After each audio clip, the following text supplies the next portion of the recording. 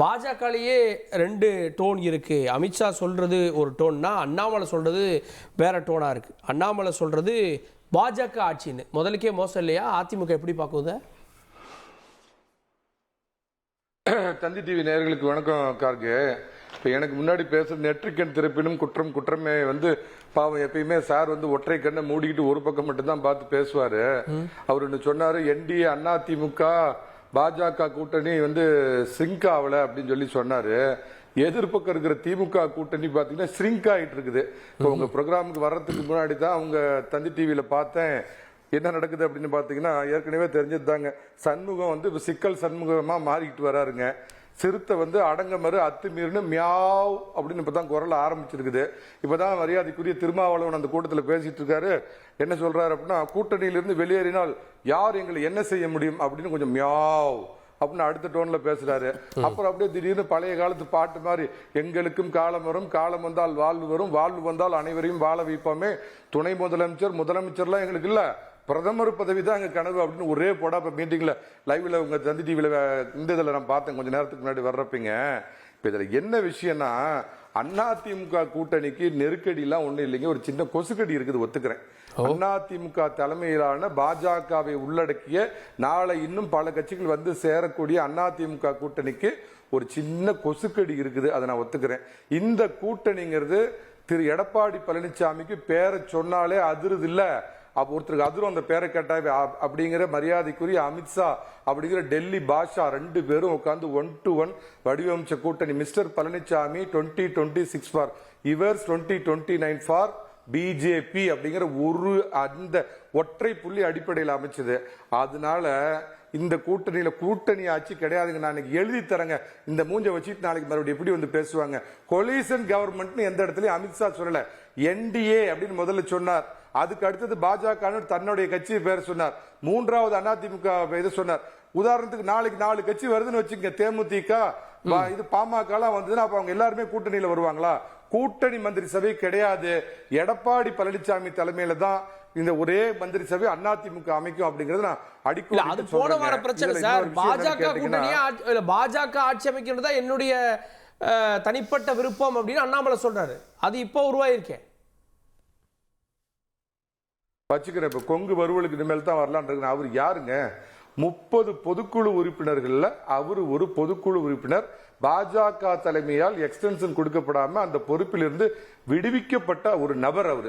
அவர் முதல்ல மாநில தலைவரா தேசிய திராவிட எங்கள் மாப்பிள்ளை நயினார் நாகேந்திரன் இருக்கிறப்ப 6ஆம் விரலா இங்க குரல் கொடுக்கறதுக்கு அவருக்கு என்ன முதல்ல அதிகாரம் இருக்குது? அவர் ஒரு நீக்கப்பட்ட தலைவர், அவர் எக்ஸ்டென்ஷன் வாங்காத ஒரு தலைவர்.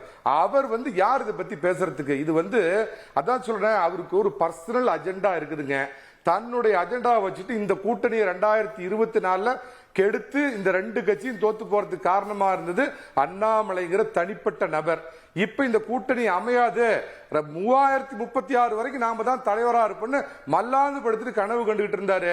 இவர் சொன்ன கணக்கெல்லாம் போய், இவர் எழுதி கொடுத்ததெல்லாம் போய், நடந்ததெல்லாம் வேறன்னு புரிஞ்சுக்கிட்ட டெல்லி பாஷா இவரை தூக்கி எரிஞ்சிட்டார். இவரால் எந்த பிரயோஜனமும் இல்லைன்னு. அதனால அவங்களுக்கு ஒரு நெருக்கடி கொடுக்கறதுக்காக இவர் பேசுறாருங்க. 4 வருஷத்துக்கு முன்னாடி பாராசூட் லேண்டிங்ல பாஜகவில் விபத்துல குதிச்சு இவருக்கு இந்த கட்சியை பத்தி ஏதாவது வரலாறு தெரியுமா? தமிழகத்தின் அனைத்து கிராமங்களுக்கு கால்நடையா நடந்து போய் கட்சியை வளர்த்தி 2014 தனி கூட்டணி தன் தலைமையில் அமைச்சு 14% வாங்க பொன் ராதாகிருஷ்ணன் அதை சொல்லட்டும். கட்சிக்கே தன்னை அர்ப்பணித்துக் கொண்ட தியாக சூடர் ஹெச் ராஜா அதை சொல்லட்டும். இளகணேசன் இடத்தை இட்டு நிரப்புற ப்ரொஃபசர் ராமசீனிவாசன் அதை சொல்லட்டும். விளம்பரமே இல்லாம 40 ஆண்டுகளா உழைத்து வரும் SR சேகர் இதை பத்தி ஏதாவது பேசினாரா? தமிழகத்தில் தாமரை மலர்ந்தே தீருன்னு கடைசி வரைக்கும் வாழ்ந்த அக்கா தமிழிசை சொல்லட்டும். 10 வயசுல இருந்து ஏபிவிபியில் தொடங்கி இன்னைக்கு பாஜக பாடுபட்டு வரும் வானதி அக்கா சொல்லட்டும். 30 பொதுக்குழு உறுப்பினர்கள், இவர் ஒரு பொதுக்குழு உறுப்பினருங்க. இந்த கொசுக்கடி யானையை கடித்து யானைக்கால் வியாதி வர்றதுக்கு பண்ணுது. தயவு செய்து தமிழக பாஜகவின் முன்னணி தலைவர்களே, இந்த கொசுவை இப்பயே விரட்டி அடிங்க. இந்த கொசுவை நீங்க சுத்த விட்டீங்கன்னா ஏற்கனவே ஒரு பிரிந்து போன கூட்டணி மறுபடியும் ஒரு ஒற்றை புள்ளியில சேர்ந்து இருக்கிறப்ப இந்த கொசுவை நீங்கள் டெல்லி தலைமையிடம் சொல்லி டெல்லியில இருந்து கொசு பேட் வாங்கிட்டு வந்து இந்த கொசுவை அடிக்கல அப்படின்னு சொன்னா இது மீண்டும் ஒரு விரிசலை ஏற்படுத்தும். மரியாதைக்குரிய நான் மதிக்க தகுந்த பாஜகவினுடைய இரண்டாம் கட்ட தலைவர்களுக்கு ஒரு வேண்டுகோளா வைக்கிறேங்க. ஒண்ணு தயவு செஞ்சு என்ன அனுமதிங்க. ஆடிட்டர் ரமேஷ் யாருன்னு தெரியுமா? எப்படி செத்தார்னு அண்ணாமலைக்கு தெரியுமா? அரவிந்த் ரெட்டி யாருன்னு தெரியுமா? வெள்ளையப்ப எதுக்காக கொண்டாங்கன்னு தெரியுமா? மதுரை ராஜகோபாலன் எதுக்காக செத்து போனாருன்னு தெரியுமா? சியாம் பிரசாத் முகர்ஜினா யாருன்னு தெரியுமா? பண்டிட் தீனதயாள் உபாத்யாயன்னு அண்ணாமலைக்கு தெரியுமா? பாஜகவின் புனித பூமி மொகஸ்ரால் ரயில்வே ஸ்டேஷனை பத்தி அவருக்கு தெரியுமா? ஆர்எஸ்எஸ் முழு மீனிங் இவருக்கு முதல்ல தெரியுமா சார்? ஹெக்டேவர் குருஜினா யாருன்னு தெரியுமா? ரஜு பையா KS சுதர்சனா யாருன்னு தெரியுமா? அடல் பிகாரி வாஜ்பாய் பின்ன பாத்திருக்காரா? வாழும் தலைவர் அத்வானி போய் பாத்திருக்காரா? வக்கீல் தொழில கோடியா கொட்ட தொழில விட்டுட்டு போய் முழு நேர RSS காரரா பிஜேபி காரரா இருந்த ஜனா கிருஷ்ணமூர்த்தி இவருக்கு தெரியுமா? என்ன வரலாறு சார் தெரியும் இந்த இறக்குமதி கேஸுக்கு? மீண்டும் சொல்ற தமிழக பாஜக தலைவர்களே, டெல்லி கொசு பேட்டை வச்சு இந்த கொசுவை அடிச்சு விரட்டுங்க, இல்லனா கூட்டணிக்கு இது ஆபத்து. திருக்குமார், அண்ணாமலையினுடைய பேச்சுல வேற பொருள் இருக்கு அப்படின்னு அவர் பாக்குறாரு. அவர் தன் நண்பர் மணிகண்டன் வந்து இவ்வளவு சீரியஸாக பேச வேண்டிய அவசியம் இல்லை. இப்போ இவர் பேச்சு தான் இப்போ அடுத்தால ட்ரெண்ட் ஆக போகுது. ஏன்னா அது நான் சாதாரண ஒவ்வொருத்தரும் அவங்கவுங்க பாடி லாங்குவேஜில் சொல்கிற சார். அமித்ஷா வந்து சொன்னதுக்கப்புறம் என்னுடைய பர்சனல் விருப்பம் பாஜக ஆட்சி அமையணும் தான், ஆனால் தலைவர் இங்கே இருக்காரு, அவங்க பார்த்து முடிவு பண்ணுவாங்க, அவங்க ஒரு முடிவு எடுத்து சொல்லுவாங்கன்னா எனக்கு விருப்பம் இல்லை, அவங்களுக்கு விருப்பம் இருக்குன்ற பொருள் வராதா? அப்படிலாம் எடுக்க முடியாது. ஒவ்வொருத்தருக்கும் ஒரு நீங்கள் ஒரு கருத்தை ஒரு பாணியில் சொல்லுவீங்க, அவர் ஒரு பாணியில் சொல்லுவார், நான் ஒரு பாணியில் சொல்லுவேன். இப்போ அவர் என்ன சொன்னார், நான் இப்படியெல்லாம் சொல்லிட்டேன்னு என் பேரில் எதுவும் வந்துடக்கூடாது. அவர் அந்த கட்சியில் இருக்கார், அந்த கட்சிக்கு உழைத்தார், அவர் அந்த கட்சியில் அவருக்கு 3 வருஷம் முடிந்து போய்விட்டது. அவரை வந்து இப்போ அவரை வேறு தலைவர் வந்திருக்கிறார், அவர் தேசிய செயற்குழு உறுப்பினராக இருக்கார். அவர்கிட்ட அதை பற்றி பேசும்போது கேட்கும் பொழுது அவர் பாஜக வரணும்னு நினச்சி தானே எல்லோரும் கட்சி ஆரம்பிப்பாங்க. இப்போ சின்ன சின்ன கட்சிகள் கூட நோக்காதானே.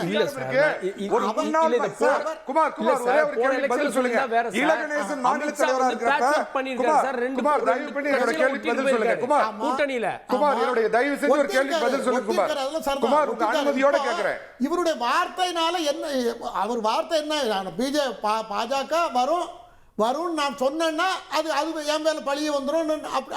நிதானமா தானே பேசுறாரு மணிகண்டன். எனக்கு பாஜக ஆட்சி தான் ஆசைனா, ஆனா இப்ப இருக்கக்கூடிய தலைமை முடிவு பண்ணும், அவங்க தலைவர் சொல்லுவாருன்னு நிதானமா தானே பேசுறாரு மணிகண்டன். ஒன்னு சொல்லிடுறேங்க கார்கே, தயவு செஞ்சு இந்த குமார்கிட்ட ஒண்ணு கேட்கிறேன். இளகணேசன் தலைவரா இருக்கிறப்ப இன்னைக்கு கவர்னரா இருக்கிற CP ராதாகிருஷ்ணன் துணைத் தலைவரா இருந்தாரு, பொன் ராதாகிருஷ்ணன் துணைத் தலைவரா இருந்தாரு. இளகணேசன் ஒரு கருத்து சொல்றப்ப இவங்க மாத்தி பேசியிருக்காங்களா? தாழ்த்தப்பட்ட மிகப்பெரிய தலைவர் டாக்டர் கிருபானி தலைவரா இருந்தப்ப இளகணேசன் ஏதாவது தனியா அவர் பாட்டுக்கு ஒரு ட்ராக்ல பேசியிருக்காரா? திரும்ப சொல்றேன், அண்ணாமலைக்கு சார் குமார் ஒரு நிமிஷம் முடிச்சிடுறேன். குமார் நான் ஒரு நிமிஷம் முடிச்சிடுறேன். குமார் இருங்க, குமார் பாருங்க, சீரியஸ்னஸ் புரிஞ்சிட்டு பேசுங்க. இந்த திராவிட மாடல் ஆட்சியை வீட்டுக்கு அனுப்பணுங்கிற ஒரு வேள்வி தீக்காக இந்த 2 கட்சியும் திரும்ப கூட்டணியில சேர்ந்திருக்கிறோம். இவர் கொங்கு அரசியல மனசுல வச்சுக்கிட்டு, கொங்கு பெல்ட் மனசுல வச்சுட்டு இவர் பேசுறார். அந்த கொங்கு பெல்ட்லயே 1999 தேர்தல்ல இன்னைக்கு மகாராஷ்டிரா கவர்னர் CP ராதாகிருஷ்ணன் 3.25 லட்சம் ஓட்டுல அன்னைக்கு ஜெயிச்சார். தமிழகத்திலேயே அதிக ஓட்டு வாங்கி ஜெயிச்சார். இவரால என்ன சார் கட்சி வளர்த்துறாரு? யூடியூப்ல கதை விடுறதும், சோசியல் மீடியாவில் கதை விடுறதும், உருட்டு அமைப்பு இருக்குதா பாஜகவிற்கு? ஆனால் பாஜகவை தேசிய நலன் கருதி, பிரதமர் மோடியை கருதி, தமிழகத்தின் நலன் கருதி திராவிட மாடலை தூக்கி எறிய வேண்டும் என்பதற்காக இன்முகத்தோடு தூக்கி சுமப்பதற்கு தகப்பன் சாமி பழனிசாமி தயார். இந்த அண்ணாமலை என்ற கொசுவை அழித்து இல்ல சார், அண்ணாமலையுடைய பேச்சை ரொம்ப சீரியஸா எடுத்துக்கிறீங்கன்னு அவர் சொல்றாரு சார். அவர் சொல்றது எனக்கு இது தனிப்பட்ட ஆசைன்றாரு. அப்படி சொல்லக்கூடாதா? ஆனா முடிவு பண்ண போது நயினார் நாகேந்திரனோ அமித்ஷாவுடைய கட்டளைப்படி தானே.